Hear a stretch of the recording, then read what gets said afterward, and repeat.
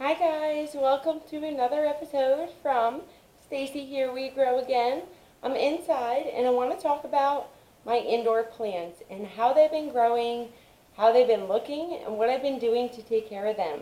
I didn't go to Lowe's and get the pots that I said I was going to, along with the succulent soil, because I was dealing with my dog's allergies. We've been looking for a vet for him. Poor little guy, he's got so many allergies and he's just miserable. So the Benadryl we've had him on just is not helping. And just long story short, I didn't go to the store and get succulent oil. So I have to transplant my succulents indoors here. They are going bananas.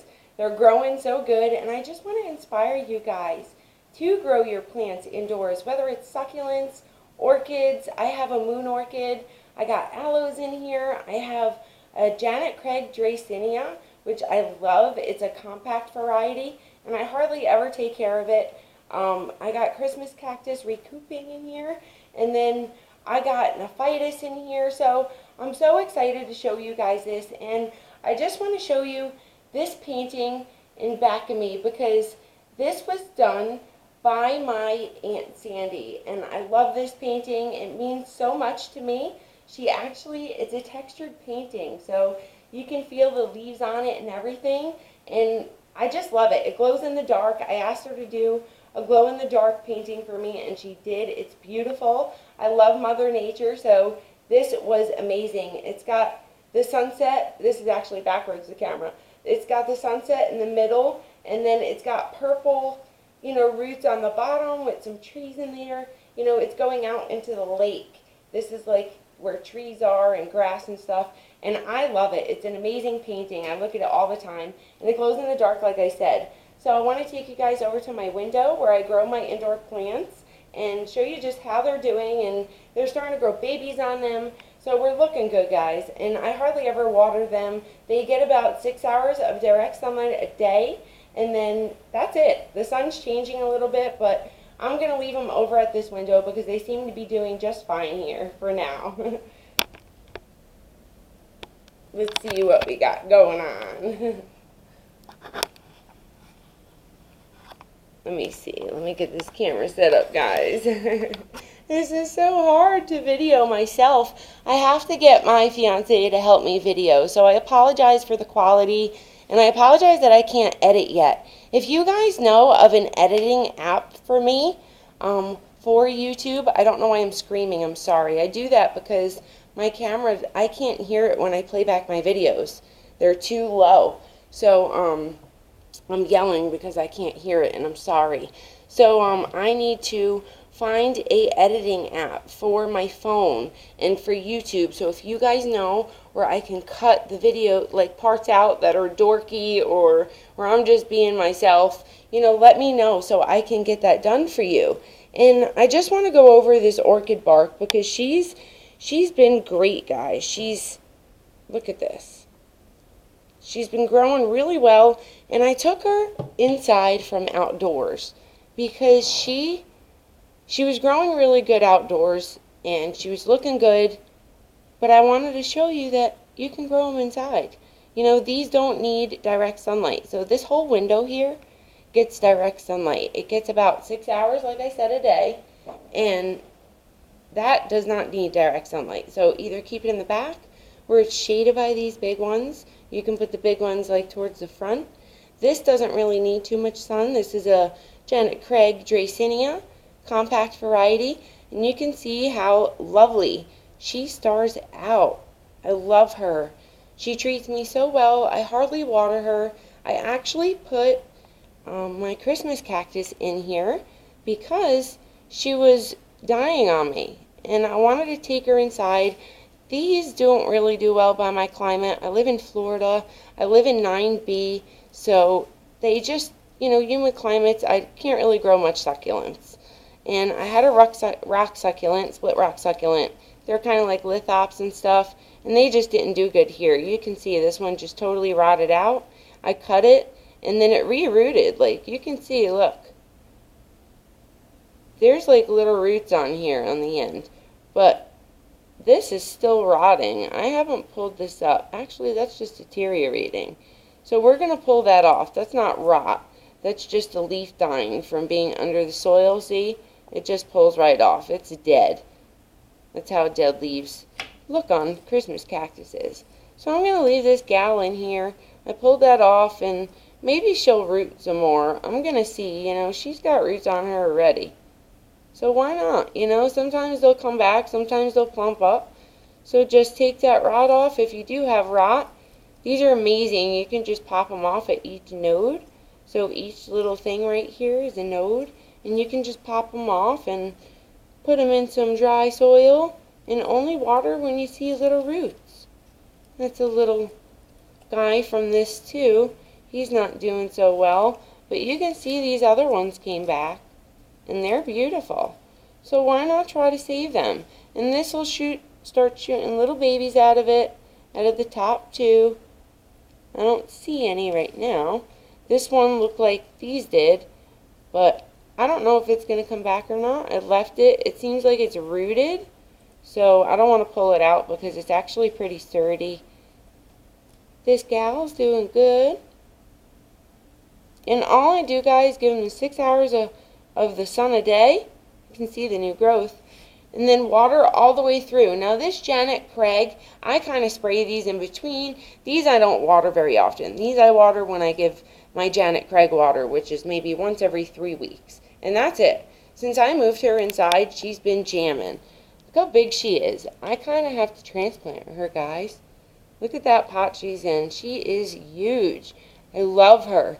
Since I brought her in, she loves being indoors. So if you've never got one of these, they're cute to watch too.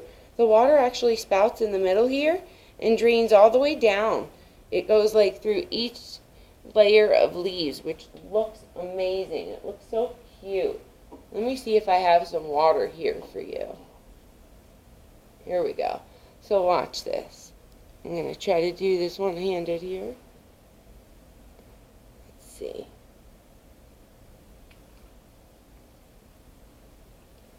See that? I love that. Look how neat that is. I love how that looks. And then she drains all the way down to the bottom. And she kind of distributes evenly around the pot that way. And I just water it all the way through till I see that draining out just a little bit. And I'm good to go. I hardly give her any nutrients. She only gets nutrients about maybe once a month or so, once every few months. And that's it. She looks good. She's green, so why bother her, I can see she's starting to yellow a little bit. So if you do have these guys, just give her a little nutrients. Now, I use these Miracle-Gro nutrients for my Janet Craigs, my Nephitis, and my Succulents in the beginning of the growing season. And I use it on a diluted strength, a quarter of the dilution. So mix your nutrients up. And I use a tablespoon per gallon of water of this Miracle-Gro right here. And then I shake it all around and then put it in another bottle, just, a gallon jug, fill it up quarter of the way, and then you can fill the rest up with water and you'll be good to go. Water your succulents or your indoor plants, maybe once a month for your indoor regular plants like that, and then the succulents at the beginning of the growing season. That's the only time they seem to need food. I don't really fertilize my succulents. They grow just fine without it.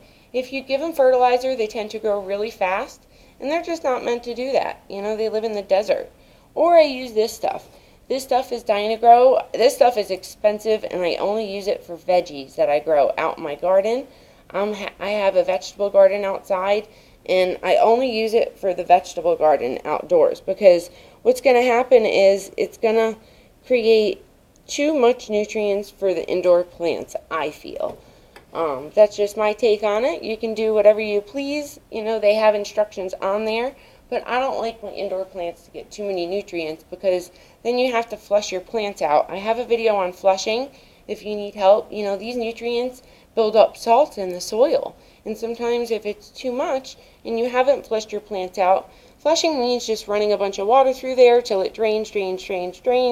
I'd put like 2 gallons of water through here and keep it constantly draining, and then it washes all the salts out of the soil, so this way the plant's roots can breathe.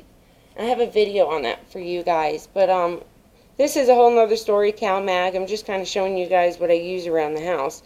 If you need calcium or magnesium for your plants, this is a great product to use. I love it. It's from, let me see, Emerald Harvest, right there. Emerald Harvest. And it works really well. Neem oil for inside, preventative for mold, if you're having mold issues or fungus or gnats, white flies, spider mites, aphids, scale. You know, we get scale on succulents quite a bit. And I use 2 tablespoons per gallon of water of that, and then just spray the foliage. Now test spray. You know, anytime you use any chemical or anything, test spray the bottom first. You know, on a succulent like this, I would test like a little piece on the bottom, just spray this half of a succulent, and if it seems to burn, then I use, you know, a quarter of the strength they're telling me to. Some plants are just sensitive to it, and they tell you that in the bottle too. Hibiscus flowers are sensitive. Marigold, you got to use it half strength for them. My Nephitis gets it full strength. My Janet Craig gets full strength of the neem oil for preventative pest care. Now you can spray the foliage if you have aphid problems, spider mites, you know, or bugs crawling on the back sides of the leaves. That's where they usually like to hang out and hide, or in the base of the plants, you know, down at the bottom. In here, for this Nephitis, they usually like to hang out in the bottom here, you know, or definitely underneath the leaves. I found a bunch of aphids on my Nephitis outside and my basil, but I took care of it with the neem oil. 2 tablespoons per gallon of water of the neem oil. If you need to back off a little bit, 1 tablespoon per gallon is fine. And then put it in a sprayer. Spray your foliage, tops and bottom, if you're seeing the bugs on the foliage. If you're not, then you can then you can just soak the soil. Just give the soil a good wet with the neem oil, and you're good to go. Now, I mix my neem oil with Dawn soap because it just, you know, oil isn't oil, so it tends to not mix very well with water. They tell you not to mix it with the water.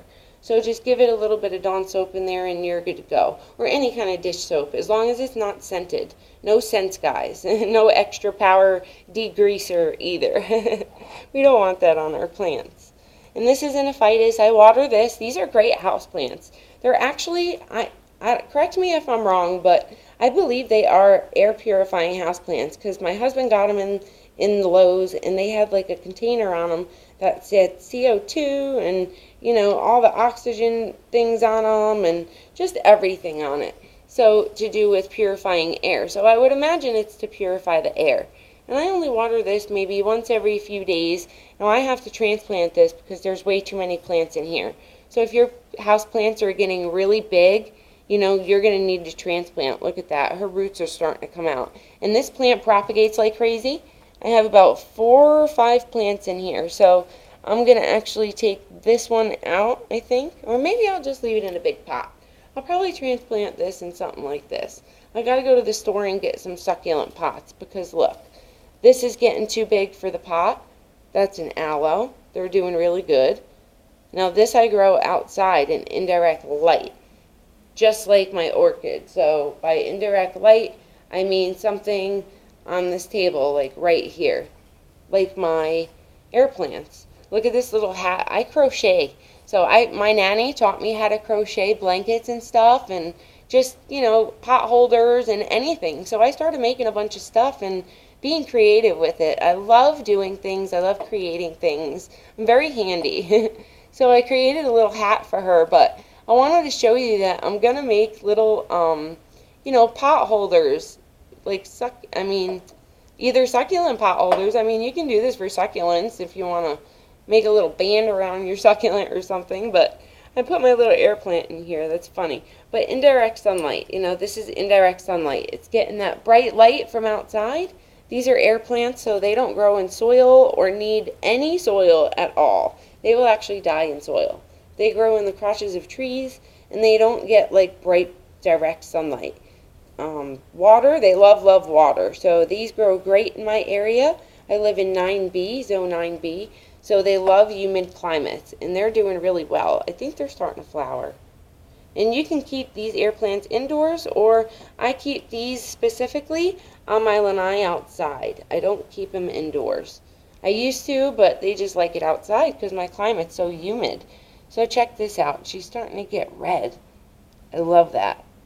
I don't know if you can see the red colors on her, but she's starting to get really red and beautiful. And these I only water twice a week. I give them a dunk in just a bowl of water. And you want to let that water from the faucet, if you're using faucet water, sit out for 24 hours before you go ahead and use it on any of your plants. Your indoor plants, I fill up a gallon jug and I let it sit out with the top off for 24 hours before I feed any of my plants inside my house. Outside is a different story. I actually fill a jug up. That's a jug out there that I fill up my gallon jugs with. We fill it up with the hose water, leave the lid a little bit off so all that chemicals in the water can escape, like chlorine.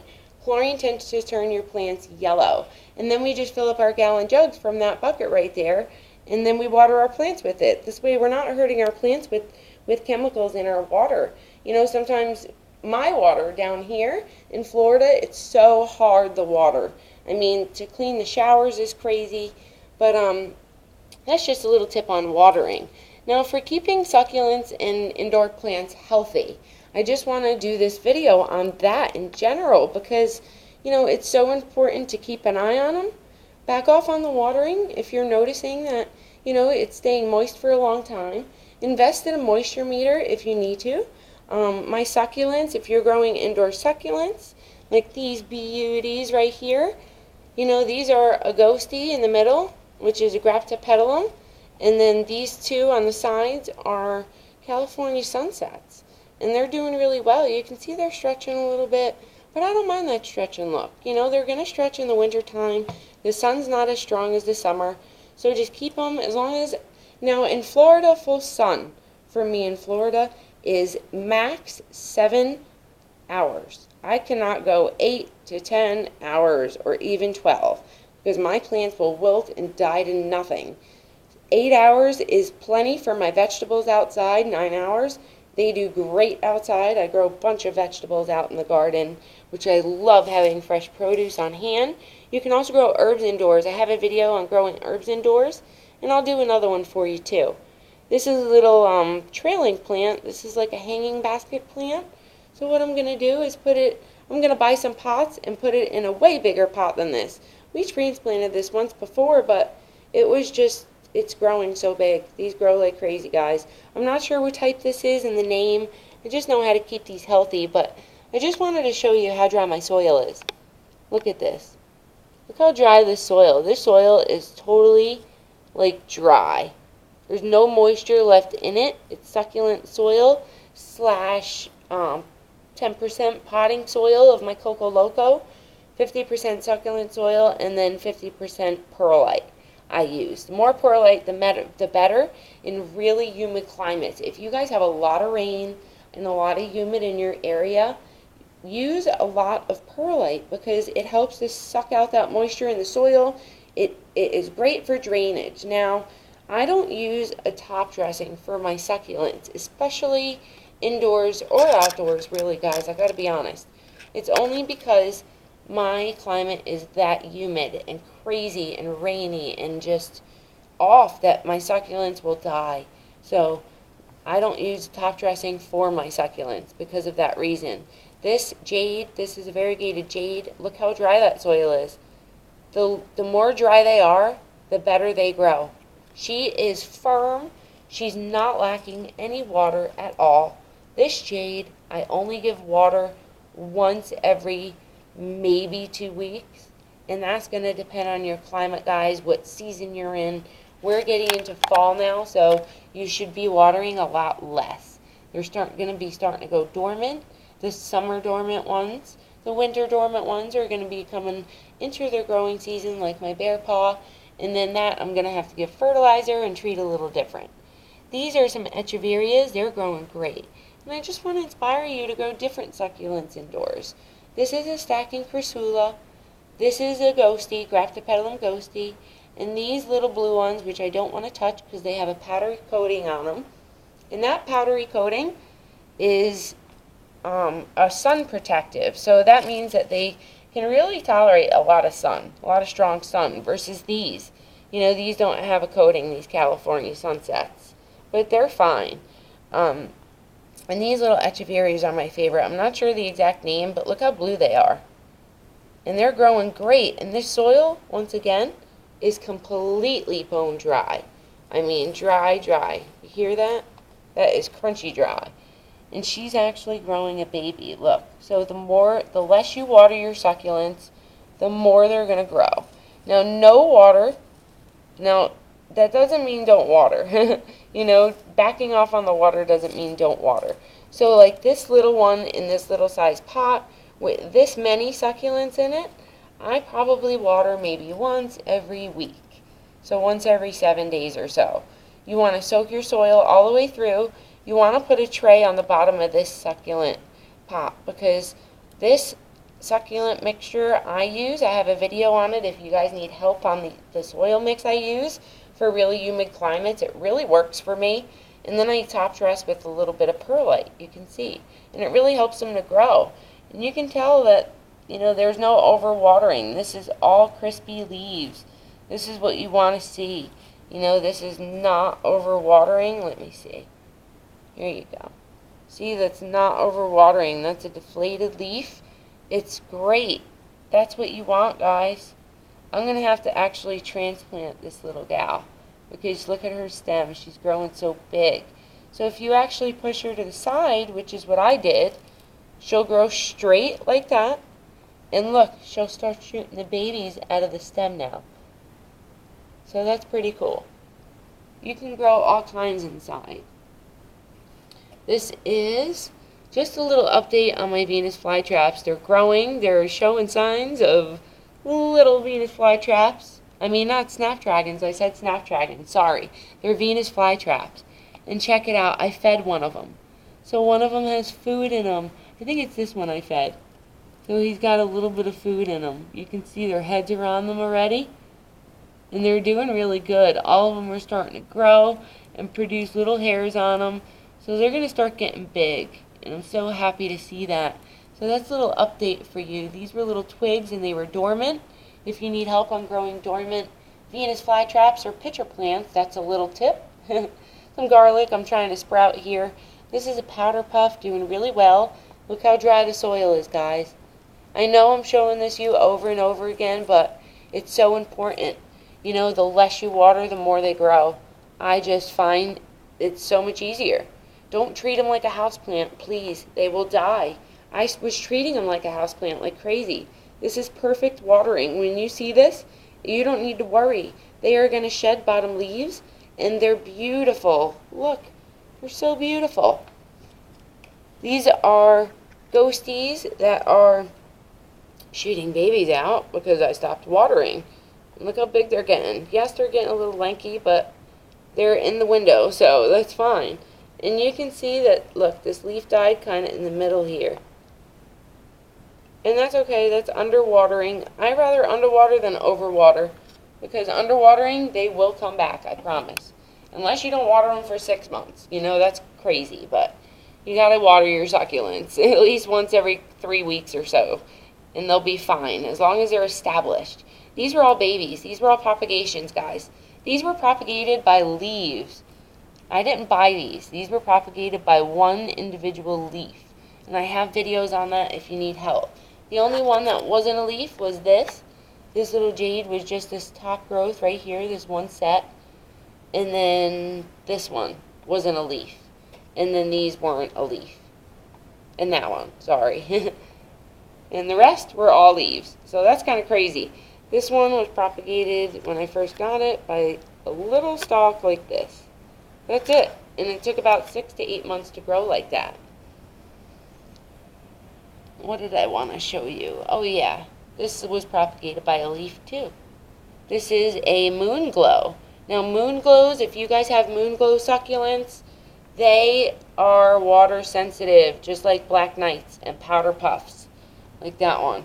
Water sensitive, so back off on the watering with these guys. This was a leaf propagation. I thought I was going to lose it because I had a plant that I bought from Lowe's. They overwatered it by mistake. It happens. And then because these are really sensitive to water. That's how sensitive they are. And it's growing really well. We're getting bottom shedding. We're looking good. So that's it, guys. That's all I really wanted to show you. Just keep your succulents, keep an eye on them, keep them in some 6 to 7 hours of sun a day inside. Find a window that has that much. And look, we got a baby on my favorite succulent right here. This one right on the right here, has a baby shooting right out of that bottom. See it? Right there. So I'm so happy. It's one of my favorites that I have besides this purple one right here. And she's stacking. She's doing good. Look at that. That's a purple Sensibilia. She's stacking. She's doing good. And I'm happy. That was a leaf propagation, so I'm so proud of that. They're so neat looking.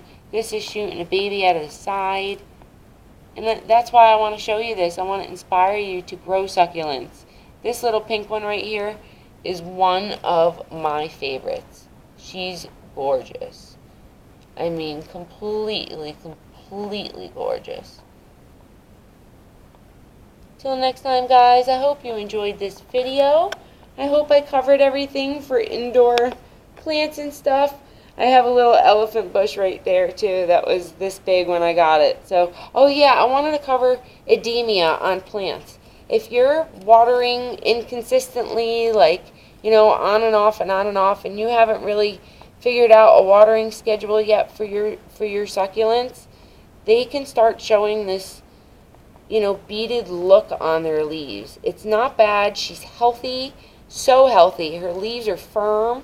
But I really want to show you what this looks like up close. So I'm going to do something for you. And I'm going to propagate a leaf. Why not? So this is what that looks like. And you can see it kind of bubbles up on the leaf. And that's okay. It's not okay because you know you're watering inconsistently. And you don't want your succulents ugly. You know, that's what can happen. And it doesn't revert back. You know, the new growth will be fine as long as you water in a consistent way. The new growth should be fine. But black knights are so sensitive to overwatering that I was scared to water this. And it's not in the right soil, too. Not having the right soil is the most important for your succulents. So since she's not in the right soil, and since I was having problems with her, this was actually a fix from stem rot that I had and root rot. I have a video on that for you guys if you need help, and I can do more for you. I just don't have any succulents that are rotting right now because I've gotten that good with them, just treating them like with neglection. I mean, really, they just let them dry out, let them stay dry. They'll rock out. The succulents hard as can be, and then once they start shedding them bottom leaves and softening up a bit, they'll let you know they need water. Give them a good drink. Let them stay in a tray underneath here for about a good 5 or 10 minutes if you use the succulent soil that I have, because they need to get an adequate drink if you're laying off the water that much like I am. Once they get that adequate drink, you guys are good to go. I hope that helps you keep any houseplant healthy as far as this goes. Happy planting, and I hope you enjoyed this video, guys. If you want to see more to come, please remember to like and subscribe. I'm sorry this video is so long, but I really wanted to go over a lot to do with indoor plants because I know a lot of people are having tons of trouble with them. Till next time, guys, I hope you enjoyed the video. Bye-bye. That's a fountain I'm getting ready.